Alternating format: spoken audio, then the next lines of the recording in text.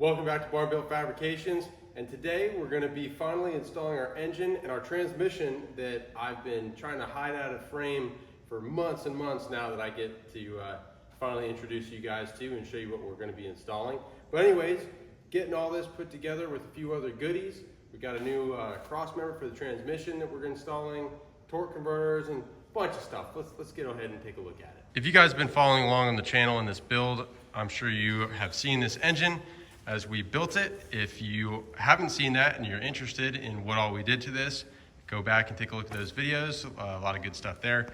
But anyways, we got a couple things that we need to add to this today before we get it installed. We got some ICT conversion motor mounts to convert to the small block Chevy style mounts in the frame. That's transmission, but that's the transmission mount. We'll be doing that. Here's our new motor mounts. And then we've got ARP hardware. We've got bell housing bolts, flex plate bolts. And then down here, as we dig down a little bit deeper in our pile of goodies, we've got probably the cheapest billet SFI rated flex plate that you'll find. I got this off of Amazon. If anybody's interested in it, reach out and I'll drop the link. Yeah, hopefully that it had good reviews. So hopefully it spins smoothly and it's not out of balance and destroys everything. So anyways, we'll be getting that installed. I've got a new oil dipstick, which isn't anything, super crazy, but that goes with our oil pan that we installed, the Holly. I've got a new dipstick tube, so that will be going in here. Motor mounts will be there. And then from our guys over at FTI, we have a new torque converter. So I worked with the guys over there to get this spec'd out. They really helped me out with what my plans are for this car. Because again, if you've been following along, this is stage 1 out of a stage 2 plan on this, where we're starting off NA, but plan on doing another, upgrade in the internal build on this motor, and then hopefully doing twin turbos. So they set me up with a stall and a diameter and model torque converter so that I could reuse this for both applications to save me money, and then I'll just have to send it back into them for them to change the stall. So really cool that they worked with me on that to kind of customize this to get it set up. So we'll be installing that guy. There's also a spacer in here that I'll show you when we get to that we're gonna need for this flex plate and this engine because of the crankshaft spacing. And then we're gonna be installing a 4L80E. So I got this guy off of Marketplace actually, but it was brand new, 0 miles on it.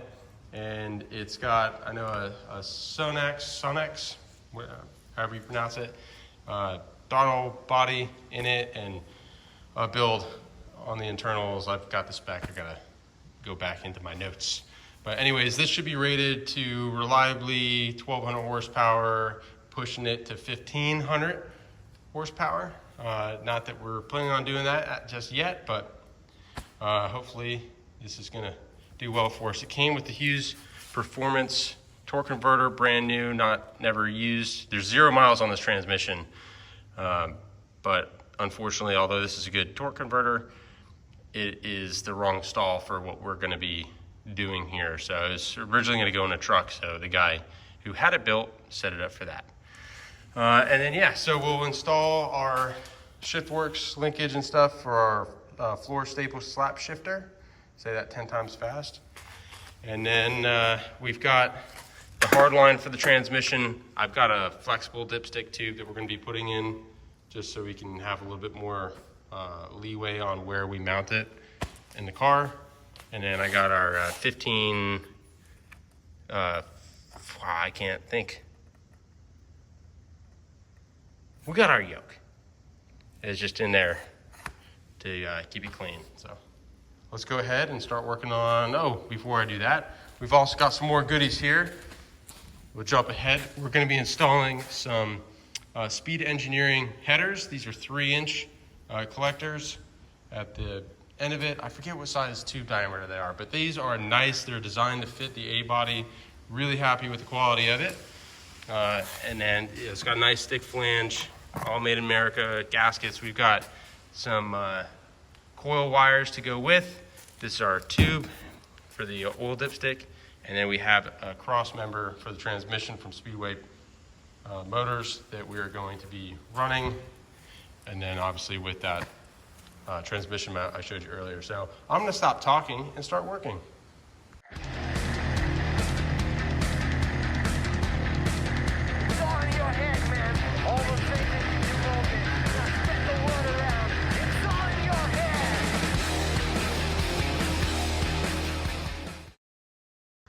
I got the car raised up, and the next thing that I want to do before we start messing with pulling the engine off of the engine stand or getting anything bolted up is I want to remove this old transmission crossmember.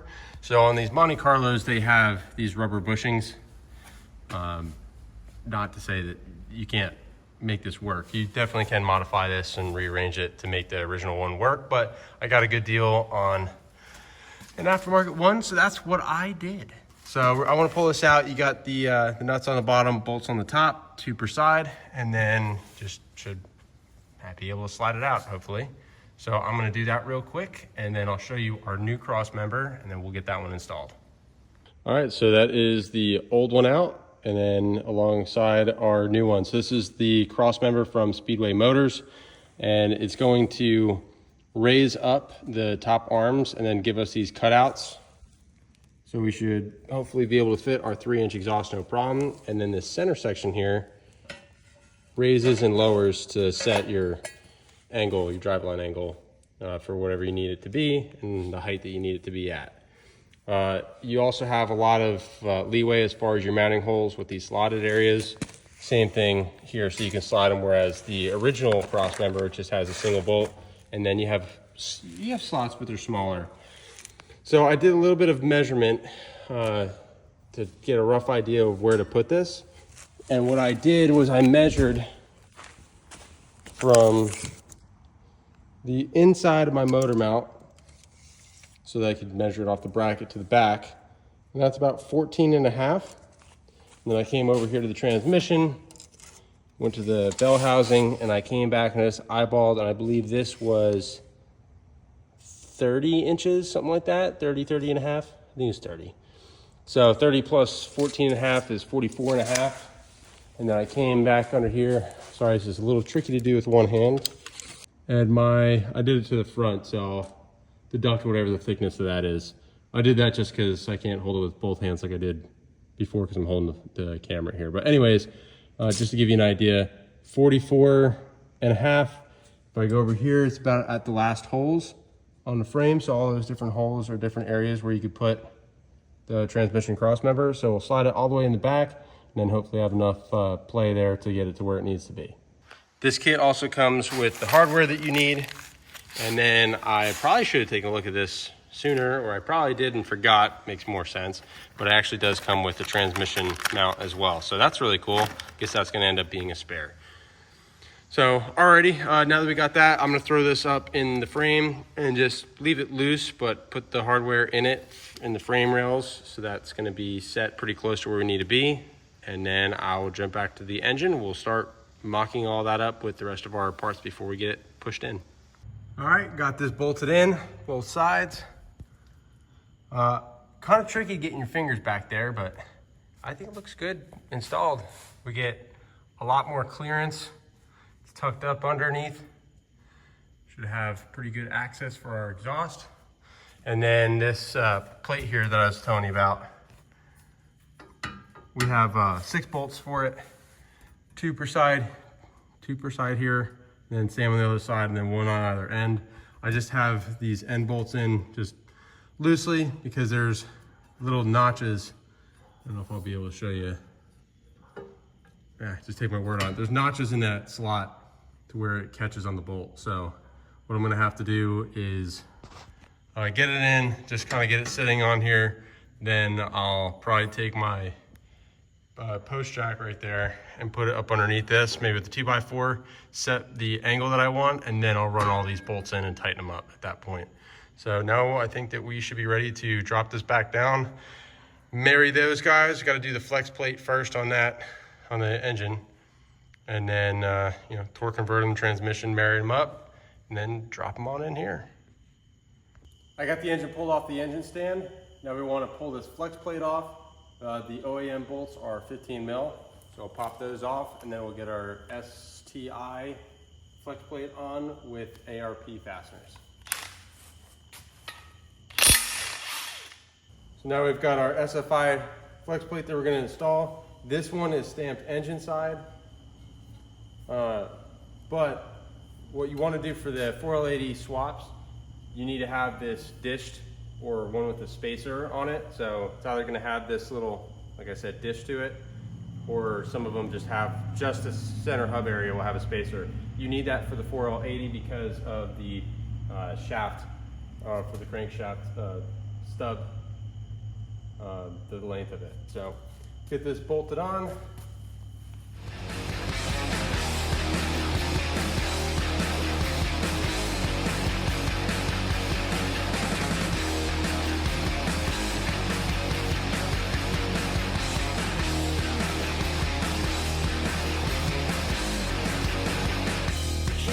Why use a torque wrench when Ugg Dug is work just fine?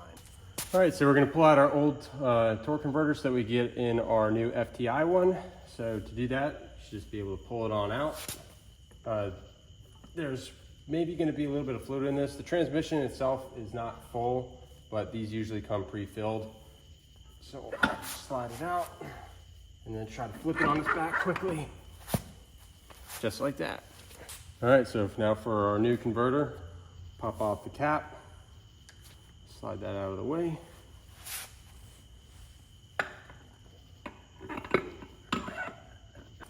So getting these to seat all the way on multiple splines could be a little bit tricky. So what we want to do here is I'll just try to be quiet first. We got on our first, that's our second spline, that's our third. But I can still reach in behind it. I just want to spin it.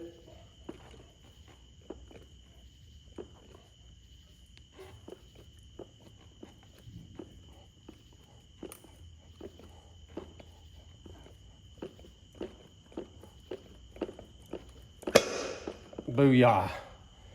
That's all the way in. So make sure you're fully seated. Even with that first snap, it's probably not all the way in. So just go around and push on the top and just do small turns, pushing on it, and then it drops all the way in. And you're good.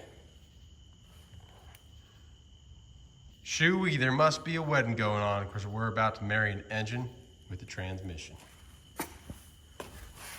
One last thing you need to install on your torque converter before you get this bolted up. You'll hate yourself if you don't do it. If I could find it, where I put it, would be helpful. Aha. Is you need to add this spacer to the torque converter whenever you're doing that with the 6.0s. So again, that's another extension because of the same reason that we have that offset flex plate. This just extends this nose into, nice tolerance, into the crankshaft, that extra distance as well. FTI provided this with the kit as well as the torque converter bolts, which we will get installed whenever this is mated up to the engine, which is what we're gonna do now.